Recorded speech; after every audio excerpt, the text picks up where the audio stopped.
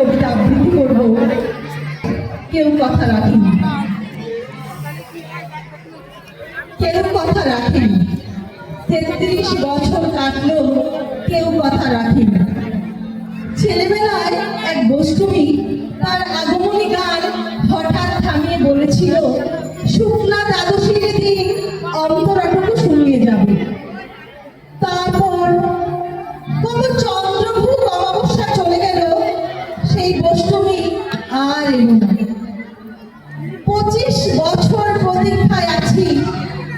মামা বাড়ির মাঝি নাদের আলী বলেছিল, বড় হও দাদা ঠাকুর, তোমাকে আমি 3 প্রহরের বিল দেখাতে নিয়ে যাব, যেখানে পদ্ম ফুলের মাথায় সাপ আর ভ্রমণ খেলা করে।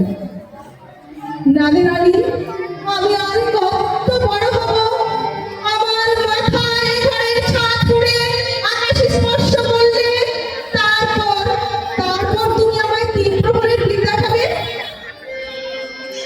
একটা রয়েল গুলি কিনতে পারিনি কখনো। লাঠি লজের দেখিয়ে দেখিয়ে চুষেছে লস্কর বাড়ির ছেলেরা।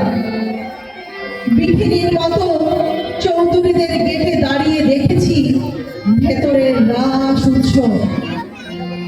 সুবর্ণ কঙ্কন পরা ফর্সা রমণীরা কত রকম আমাকে হেসেছে। আমার দিকে ওরা ফিরেও চায়নি। বাবা আমার কাজ ছুঁয়ে বলেছিলেন, দেখিস একদিন আমরাও। বাবা এখন অন্ধ, আমাদের দেখা হয়নি কিছু।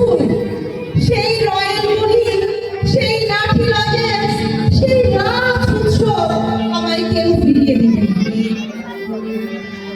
বুকের মধ্যে সুগন্ধি রুমাল রেখে